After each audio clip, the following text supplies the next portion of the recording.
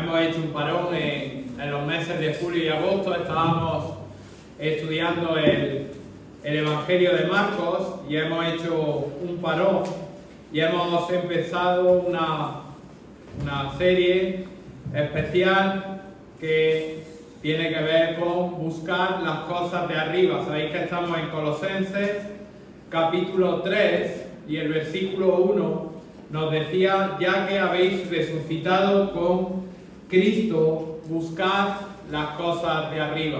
Y sabéis que hemos empezado esta serie de predicaciones buscando las cosas de arriba. Y hoy vamos a ver cómo debemos de buscar las cosas de arriba en el plano del hogar. Y es que es muy usual, desgraciadamente, dentro de la sociedad en la que vivimos, encontrarnos con noticias de adulterio dentro del matrimonio. Noticias, ¿verdad?, como la que se ha hecho viral en este mes de un importante CEO de una empresa que en el concierto de Coldplay, ¿verdad?, salió abrazado con una de sus empleadas también de su empresa, ¿verdad? Y esto no es algo, como decía, algo inusual, sino que es algo muy habitual, donde algunos de los miembros del matrimonio es sorprendido con otra mujer u otro hombre. Y la razón es que alguno de ellos no es capaz de controlar sus deseos carnales dentro de su relación matrimonial. Desgraciadamente, también de la misma forma, esta semana pasada ha sido noticia, ¿verdad?, la custodia por un hijo dentro del matrimonio, ¿verdad?, de una muchacha, de una madre de Granada con un padre de Italia, en el cual se denuncian mutuamente malos tratos. Incluso hemos visto, ¿verdad?, noticias en el que alguno de los miembros, el padre o la madre, pues maltrataba a sus hijos. Y la razón es porque no son capaces de controlar su enojo. Estos ejemplos son ejemplos de hasta dónde puede llegar el viejo hombre. Debido a la naturaleza caída y esclava, debido a una naturaleza que es sumisa al pecado, el hombre llega hasta estos puntos, ¿verdad? Sin embargo, en medio de esta sociedad cada vez más perversa, en medio de esta sociedad cada vez más esclava del pecado, Cristo en su Evangelio y en su palabra nos muestra que hay nueva vida en Él. Y que esta nueva vida puede cambiar nuestra vida personal y puede cambiar nuestra relación con los demás. Y es que, como bien sabéis, Dios comienza en el corazón de cada persona a nivel individual y luego irradia su gracia a todo el mundo.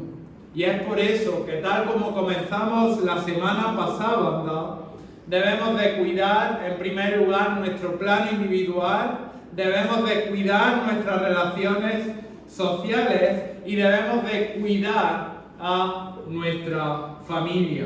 Debemos de cuidar el hogar del nuevo hombre. Y para eso vamos a seguir el capítulo 3 de Colosenses. La semana pasada nos quedábamos en el capítulo 3, versículo 17, y hoy vamos a comenzar desde el capítulo 3, versículo 18, hasta el capítulo 4, versículo 1. Dice así la palabra del Señor: casadas, estad sujetas a vuestros maridos, como conviene en el Señor.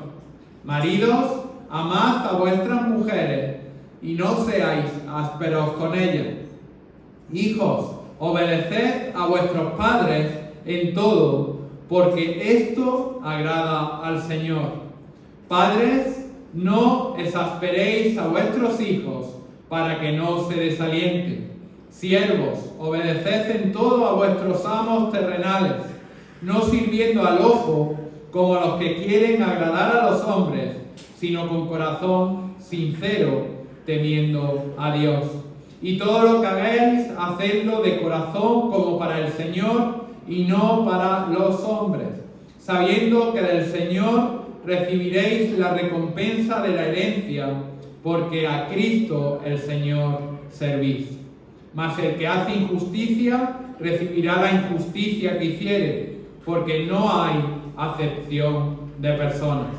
Amos, haced lo que es justo y recto con vuestros siervos, sabiendo que también vosotros tenéis un amo en los cielos. Hasta aquí la palabra del Señor. Y para extender un poco el contexto de la carta que Pablo, movido a escritura por el Espíritu Santo, escribe a los colosenses, es importante señalar que esta carta es enviada a una iglesia, la iglesia que estaba situada en la ciudad de Colosas. Esta ciudad era una provincia romana, había sido conquistada por los romanos y por tanto estaba formada la ciudad por gentiles, aunque había también una importante colonia judía. Por tanto, la iglesia, aquellos creyentes que se reunían en esta iglesia en la ciudad de Colosas, había una mezcla de judíos y gentiles. Y Pablo escribe esta carta para refutar falsa enseñanza, para regañar, para decir que no debían de hacer caso a esos falsos maestros que enseñaban una falsa enseñanza basada tanto en el legalismo judío como en el misticismo pagano. ¿Qué es lo que enseñaban? ¿Cuál era esta herejía? Pues rebajaban la supremacía de Cristo, llegando a negar la deidad del Hijo, y enseñaban que para llegar a la salvación era necesario tener como un conocimiento místico, un conocimiento superior, y que esto no era para todo el mundo, sino que este conocimiento estaba reservado y era exclusivo para unos pocos hombres. De la misma forma, por esa influencia judía que había dentro de la iglesia, señalaba que para llegar a la salvación era necesario cumplir con todas las leyes y con todas las ceremonias judías. Esta es la razón por la que Pablo es movido a escritura por el Espíritu Santo y escribe a estos creyentes y le está avisando de esta falsa enseñanza. Por eso Pablo, si leemos el capítulo 1 de Colosenses, escribe y desarrolla acerca de la grandeza de Cristo y nos habla de la obra de reconciliación llevada a cabo por Cristo en la cruz.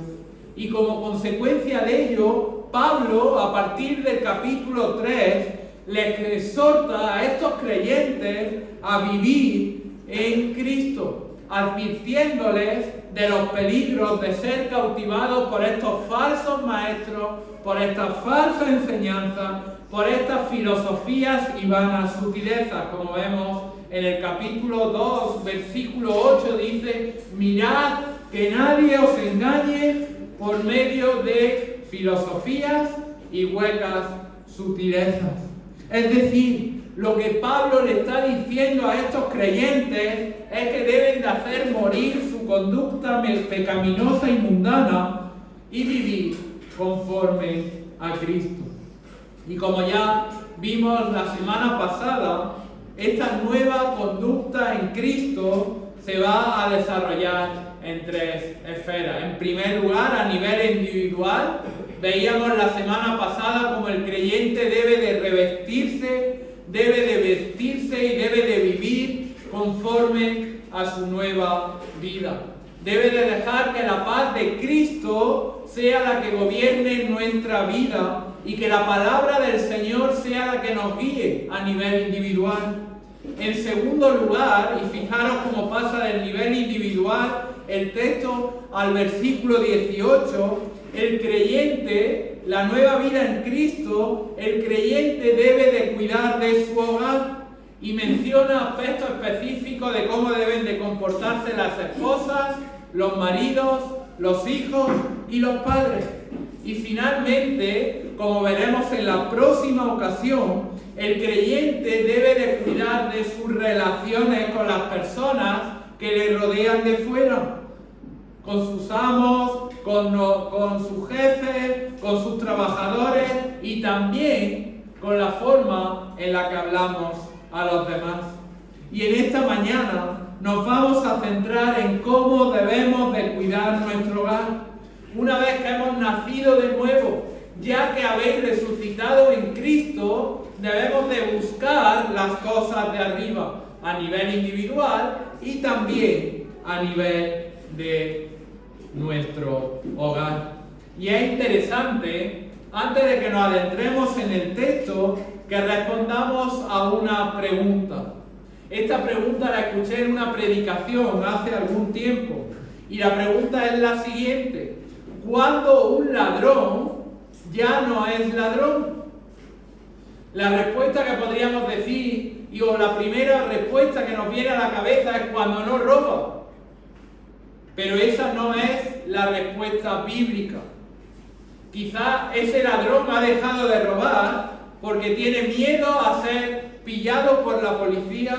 Quizás ha dejado de robar porque tiene la suficiente cantidad de dinero y ya no necesita robar más. Pero esto no significa que ese ladrón haya dejado de ser ladrón, sino que la respuesta bíblica la encontramos en Efesios capítulo 4, versículo 28. Fijaros qué dice la palabra del Señor. Efesios 4, 28 dice: el que hurtaba, no hurte más, sino que trabaje, haciendo con sus manos lo que es bueno, para que tenga que compartir con el que padece necesidad. Es decir, vamos a responder la pregunta: ¿cuándo un ladrón deja de ser ladrón? No es cuando deja de robar, sino que la Biblia nos enseña que deja de ser ladrón cuando se pone a trabajar, y no solamente para su beneficio, sino también para compartir con el que padece necesidad. Pues esta misma idea, esta misma ilustración es la que vamos a encontrar en este pasaje. Pablo, como vimos ya la semana pasada, nos señala que el nuevo hombre debe de hacer morir lo terrenal. Fijaros, versículo 5 del capítulo 3. Hacer morir, pues, lo terrenal en vosotros. Pero esto no es suficiente, sino que además, si verdaderamente hemos nacido de nuevo y tenemos una nueva vida en Cristo, una nueva naturaleza en Cristo, fijaros, versículo 8, dejad todas estas cosas, versículo 12, vestíos pues como escogidos de Dios, santos y amados. Es decir, no solamente basta con dejar hacer morir lo terrenal, sino que además el nuevo hombre debe de irradiar esa nueva naturaleza a las personas que nos rodean. Y muchas veces nos centramos en nuestro vecino, en nuestros compañeros de trabajo, pero queridos hermanos, es fundamental nuestra familia. El hogar es muy importante. Hoy en día la sociedad hay muchos ataques contra la familia. No solamente en España, sino que en todo el mundo la familia bíblica está siendo atacada. ¿Por qué? Porque la familia es muy importante en el plan de Dios. El mundo se gana o se pierde empezando en el hogar. Los padres somos los que forjamos la teología de nuestros niños. Los padres somos los que reflejamos en los más pequeños nuestro amor de Cristo, ya que nosotros somos hijos de Dios. Por eso, antes de empezar por cada uno de los puntos de nuestro bosquejo, me gustaría hacer 3 observaciones muy rápidas a este pasaje. Fijaros, es muy importante el orden. En este versículo, versículos 18, 19 20 y 21. Dice: casadas, estad sujetas a vuestros maridos como conviene en el Señor. Maridos, amad a vuestras mujeres y no seáis ásperos con ellas. Hijos, obedeced a vuestros padres en todo, porque esto agrada al Señor. Padres, no exasperéis a vuestros hijos para que no se desalienten. Muy importante el orden. El que está sometido aparece en primer lugar, mientras que el que tiene autoridad aparece en segundo lugar. No solamente eso, sino que Pablo, cuando está escribiendo a estos cristianos en Colosas, entiende que ellos ya tienen suficiente enseñanza acerca de las relaciones en el matrimonio y en la familia. Por eso es tan directo. Esposas, estad sujetas, pero fijaros como dice, cómo conviene en el Señor. Es decir, Pablo entiende que estos creyentes, que estas esposas, ya conocían cómo debían de sujetarse, cómo conviene en el Señor. Y además es muy importante que observemos en este texto las relaciones entre las relaciones y las relaciones eternas.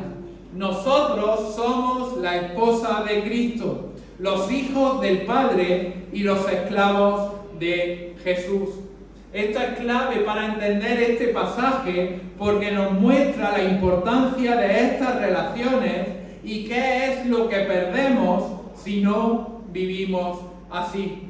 Si, por ejemplo, maridos, no amamos a nuestras esposas como Cristo ama a su iglesia, fijaros qué importante, no estamos reflejando el amor de Cristo. El marido debe de reflejar, cuando ama a su esposa, el amor de Cristo por su iglesia. Y así con todas las relaciones que a continuación vamos a desarrollar. Y además este nuevo hogar en Cristo tiene un nuevo miembro, que es Cristo. Y por tanto, todo lo que hacemos debe de hacerse para darle la gloria a Dios. Como dice versículo 23, todo lo que hagáis, hacedlo de corazón, como para el Señor. Pues en primer lugar, de nuestro bosquejo, vamos a ver cómo debe de ser el matrimonio. Versículo 18, dice: casadas, estad sujetas a vuestros maridos como conviene en el Señor. Una frase fácil de entender, ¿verdad? Pero difícil de hacer, quizás. Y en primer lugar, vamos a decir tres cosas que no significa este texto. En primer lugar, este texto no significa que toda mujer debe de estar sujeta a todo hombre, sino que las casadas deben de estar sujetas a sus maridos. Esto no es el Islam, ¿de acuerdo? Donde toda la mujer está sometida a todo hombre, y esto, independientemente de que sean su esposa o no, tiene la autoridad sobre todas las mujeres. En segundo lugar, no significa que la mujer es menos insignificante en el plan de Dios y en la obra de Dios. La mujer, repito y subrayo, es igual que importante que el hombre, y a Cristo le costó exactamente igual su muerte en la cruz del Calvario. En la salvación, tanto el hombre como la mujer son exactamente iguales. Fijaros por un momento en Gálatas, capítulo 3, versículo 18. Gálatas, capítulo 3, versículo 18. Dice la palabra del Señor: porque si la herencia es por la ley, ya no es por la promesa, pero Dios la concedió a Abraham mediante la promesa. Igual, el mismo coste. Y fijaros, vamos a ir para entender estas relaciones que se producen entre la casada. Vamos a ir a 1 Corintios, capítulo 11, versículo 3. Este versículo es fundamental, este pasaje, para entender esto. Fijaros, dice, versículo 3. Pero quiero que sepáis que Cristo es la cabeza de todo varón. Y el varón es la cabeza de la mujer. Y Dios la cabeza de Cristo. Dice el texto que, en primer lugar, que Cristo es la cabeza de todo varón. Pero dice al final que Dios es la cabeza de Cristo. Y ahora la pregunta que yo hago ¿es Dios Padre más importante que Cristo? ¿Es Cristo inferior al Padre? No, ¿verdad? Son iguales, ¿verdad? Son la misma persona, pero son iguales con diferentes roles. De tal manera que Cristo, la segunda persona de la Trinidad, está sometido al Padre, la primera persona de la Trinidad, pero por ello no es menor, ¿verdad? Sino que son iguales. Pues exactamente igual en el pasaje que estamos estudiando. La mujer no es inferior al hombre, ambos son iguales, pero ambos tienen diferentes roles donde la mujer, dentro de sus roles, se somete al hombre. Y en tercer lugar, no significa que la mujer tiene que obedecer a su esposo aun cuando su esposo le manda a hacer cosas pecaminosas. Las esposas solo no pueden estar sujetas cuando su marido le insta a pecar. Si tu marido te insta a mentir, a robar o a cualquier otro pecado, no tienes por qué someterte a él.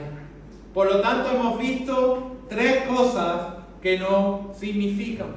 Entonces, cuando dice el texto bíblico que estamos estudiando del nuevo hogar, casadas, estad sujetas a vuestros maridos, ¿qué es lo que significa? ¿Qué es lo que conviene? ¿Cómo conviene en el Señor? ¿Qué es eso?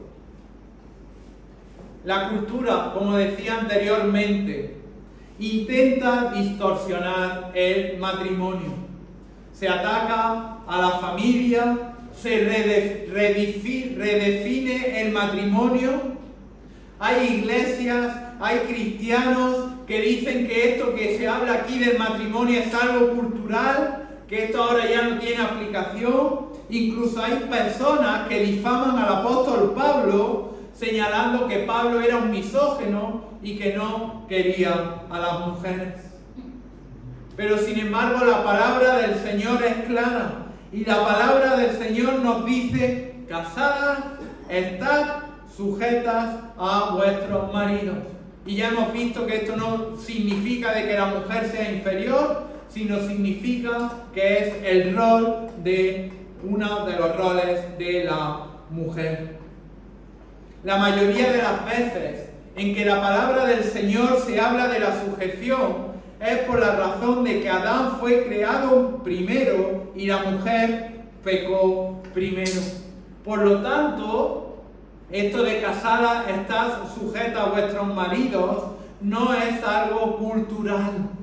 No es algo que cambia a lo largo de los siglos.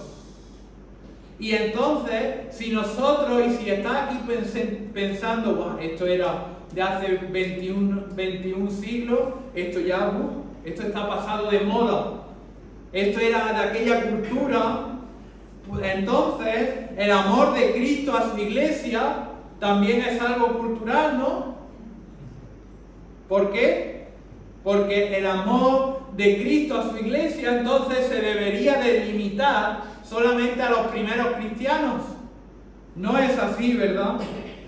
Sino que desde la creación, queridos hermanos, vemos como Eva fue creada para ser ayuda idónea para Adán. Y como estoy repitiendo, esto no la hace inferior. El Padre, Dios, es la ayuda idónea de Israel. ¿Por qué Dios creó al hombre? ¿Por qué existen hombres y mujeres?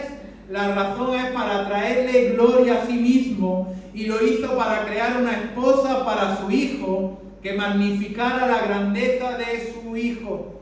Y esta esposa es la iglesia. Dios creó al hombre para su gloria, con el propósito de que la iglesia, es decir, aquellos que han sido escogidos, aquellos que han sido redimidos por la gracia de Dios, seamos la esposa. Por eso a la iglesia se le llama la esposa. Y por tanto, el matrimonio fue creado para recordarnos esta verdad. Fijaros Efesios capítulo 5, versículo 32. Dice: grande es este misterio, mas yo digo esto respecto de Cristo y de la iglesia. Y si leemos el contexto inmediato, está hablando de las casadas, versículo 22, estén sujetas a sus propios maridos. Versículo 28, los maridos deben de amar a sus mujeres como a sus mismos cuerpos. Es decir, si hoy estás aquí, querida hermana, y estás casada, el matrimonio refleja o debe de reflejar el amor o la relación entre Cristo y la iglesia. Por tanto, ¿qué es lo que significa cuando este versículo aparece, esa coletilla de al final, como conviene en el Señor? Significa que la esposa debe de estar sujeta de la misma manera que la iglesia está sujeta a Cristo. Las casadas, por tanto, deben de estar sujetas a sus maridos en todo. La autoridad con los hijos, con las cosas del hogar, con la economía, con la educación. Todo tu matrimonio refleja la sujeción de la iglesia a Cristo, y esto es lo que tú reflejas a tus hijos. Si estás casada y no te sometes a tu marido, le estás mostrando a tus hijos, le estás reflejando a tus hijos que ellos, al igual que tú mandas en tu marido, ellos pueden mandar en Cristo, porque es lo que tú estás haciendo. Si tú mandas, si no te sometes a tu marido, tus hijos ven que ellos pueden mandar sobre Cristo y pueden vivir sin someterse a Él. Menuda implicación, ¿verdad? El matrimonio, las casadas, es la esposa, refleja la unión de Cristo y su iglesia, y si eso te lo salta y lo vuelas por los aires, menudo reflejo damos a nuestros hijos. De igual manera, si esto lo trasladásemos a la sociedad, la gente debe de ver cuán gozoso es estar sujeto a tu esposo, para que ellos quieran, para que ellos deseen, para que ellos se animen a sujetarse a Cristo. Por eso dice cómo conviene en el Señor. Al igual que Cristo, la iglesia está sujeta a Cristo. En segundo lugar, dentro de este nuevo matrimonio en Cristo, encontramos el versículo 19. Y dice: maridos, amad a vuestras mujeres y no seáis ásperas con ellas. Los maridos, los esposos, seguimos y deseamos, buscando las cosas de arriba, este nuevo hogar en Cristo. Y dice: maridos, amad a vuestras mujeres. Esta palabra, este verbo amad, es un verbo bastante fuerte. cómo Dios, fijaros, muestra su amor para con nosotros, en que aún nosotros siendo enemigos, Cristo bajó y nos amó hasta la muerte y muerte de cruz. Pero la tendencia natural de todos los hombres, la tendencia de mandar, nuestra tendencia es mandar en lugar de servir. Nuestra autoridad debe de ser para servir a nuestras esposas y no para mandar. El ejemplo supremo es el ejemplo de Cristo. Cristo lavó los pies de su esposa. Y realmente, cuando más autoridad mostramos a nuestras esposas, no es cuando somos autoritarios, no es cuando mandamos, sino cuando el marido está al servicio de su esposa, amándola más y más. Fijaros, no solamente eso, sino que los maridos también estamos llamados a no airarnos contra nuestras esposas. Dice versículo 19, no seáis ásperos con ellas. Es decir, el marido no puede tener un carácter duro, no puede tener un carácter cruel hacia ella. Tampoco dice la palabra del Señor que debemos de provocarle irritación, tampoco debemos de desesperarnos, sino que por el contrario, nuestro liderazgo en el hogar debe de estar basado en el amor. El esposo no debe de ser autoritario, sino que el esposo debe de vivir y debe de buscar cada día el cómo agradar a su mujer. Esa debe de ser nuestra principal meta. De la misma forma, me gustaría destacar algunas cosas que se han malinterpretado en este pasaje y que no dice realmente. Dice, marido, amad a vuestras mujeres. Entonces, este pasaje no dice que si tu cónyuge no hace su parte, es decir, si ella no se somete a ti, nosotros como maridos no nos da pie a que podamos hacer lo que nosotros queramos. Sino que la Biblia dice que aun si tu esposa no se somete a ti, a tu autoridad, preocúpate de amarla, muere a tus deseos carnales y refleja en tu matrimonio la relación de cómo Cristo ama a la iglesia. Hay un esposo en el cielo que es Cristo, que murió por amor por su esposa. Y si no estás amando a tu esposa, si eres un marido cruel que no ama a su esposa y no busca hacerla feliz en todo momento, estás proclamando a tus hijos y a todas las personas de tu alrededor que Cristo no te ama.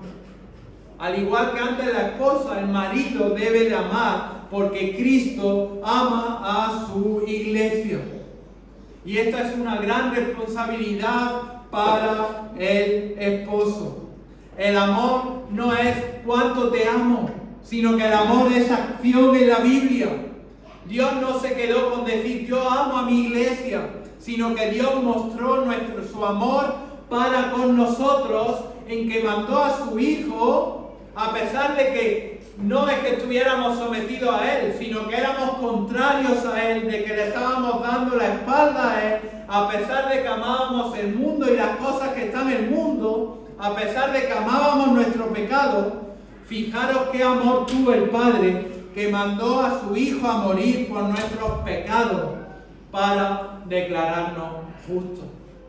De esta forma debemos de amar a nuestras esposas, sacrificadamente, a pesar de que ellas no actúen como nosotros quisiéramos que ellas actúen. Recordad, así somos nosotros respecto de Cristo. Debemos de amar a nuestra esposa. Debemos de amarla sacrificadamente. Debemos de saber que nuestra esposa es nuestra máxima prioridad. Debemos de morir a nuestros deseos carnales, porque de esa forma mostramos al mundo cómo Cristo ama a su iglesia.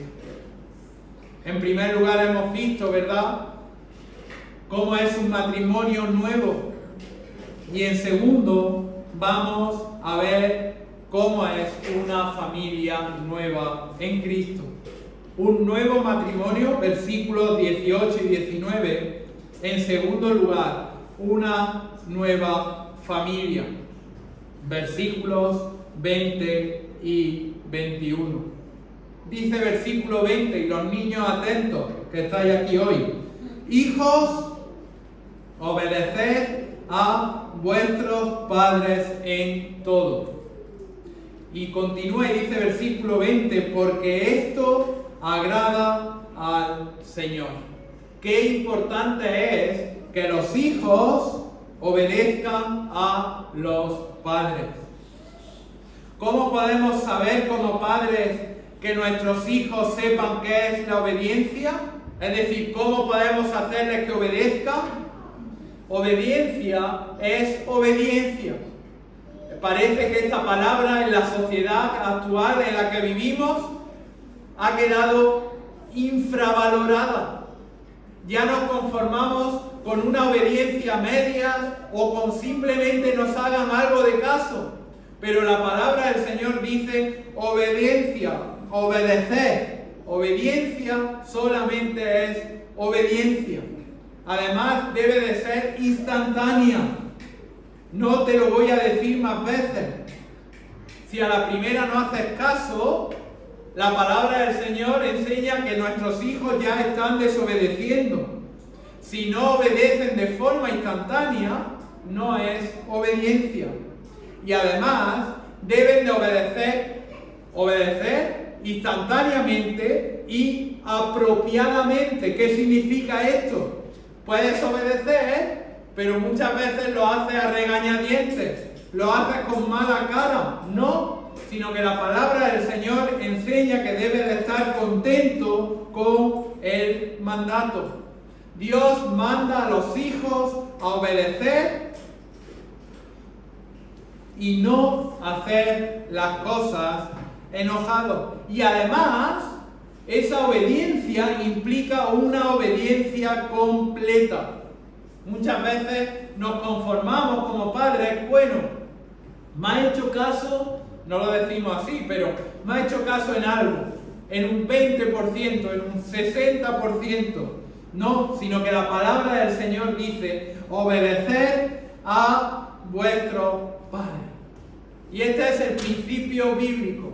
Los hijos deben de obedecer a los padres. ¿Hasta qué edad? ¿Tengo que obedecer a mis padres en todo? La respuesta es no siempre. Sino que cuando uno se independiza y tiene su propia esposa y tiene su propio hogar, ya no tengo que hacer lo que dicen mis padres y obedecer a mis padres en todo, sino que tengo que hacer lo que es mejor para mi familia.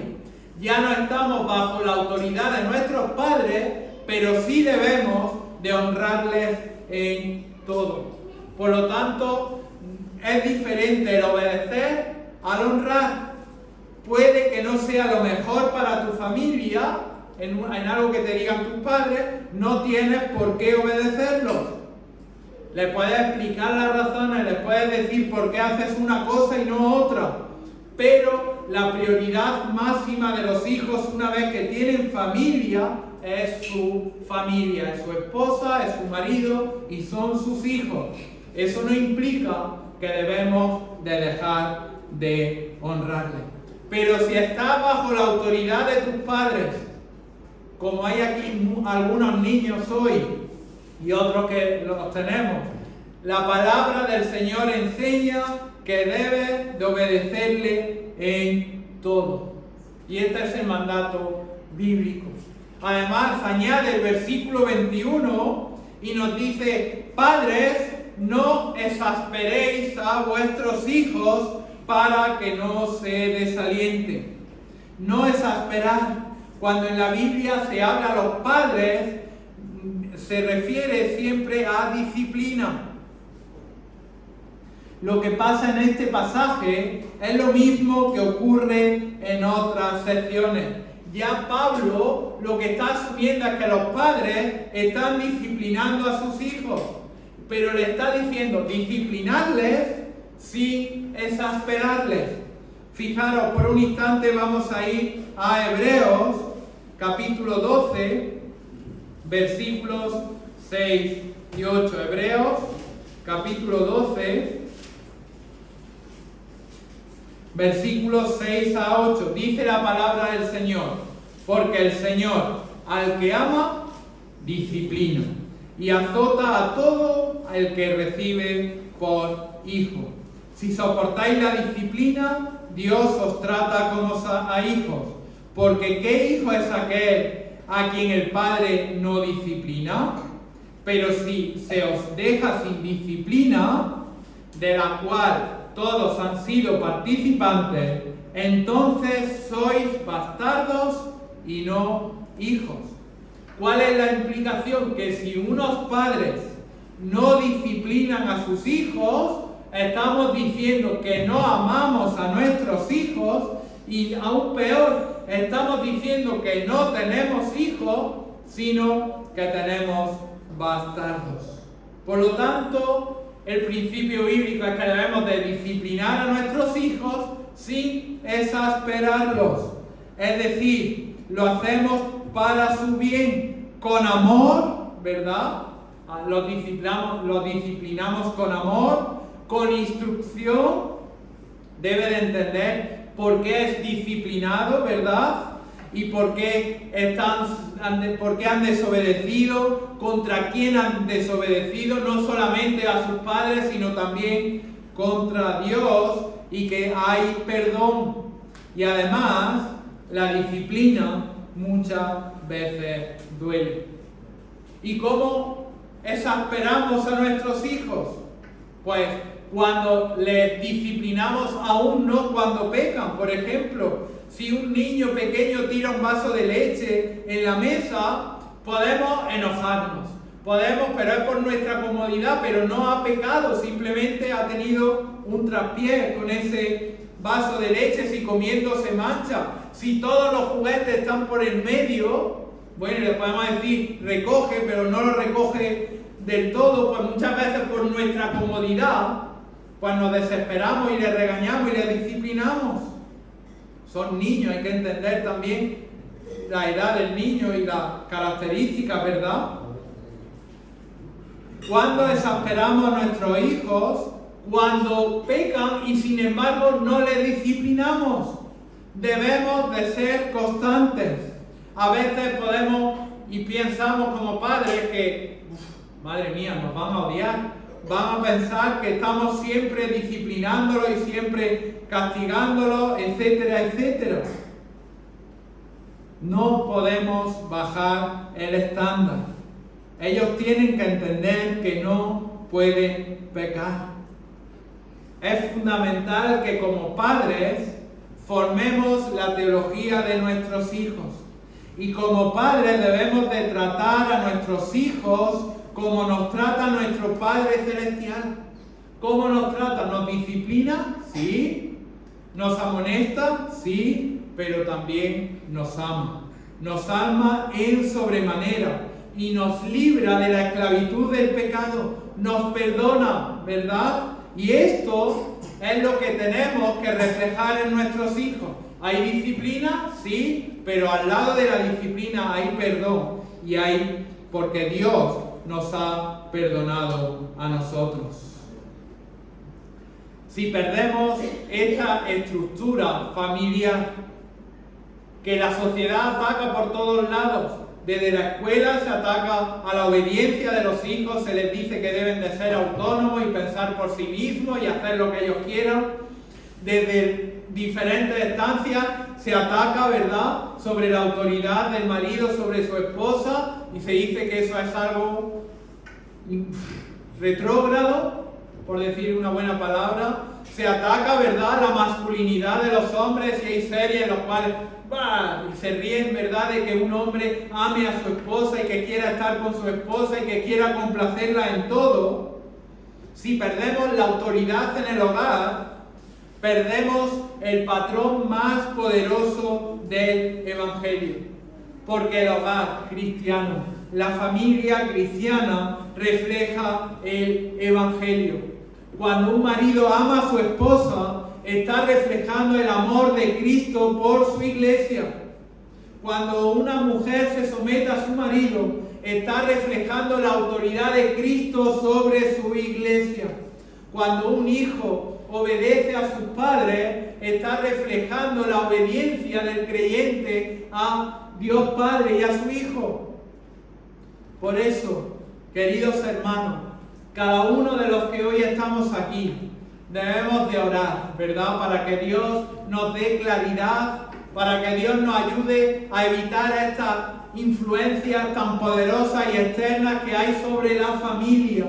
Y realmente, como comenzábamos, ya que hemos resucitado en Cristo, debemos de buscar las cosas de arriba.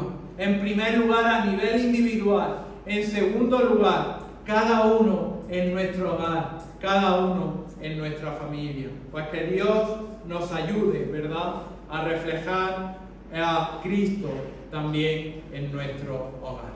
Amén.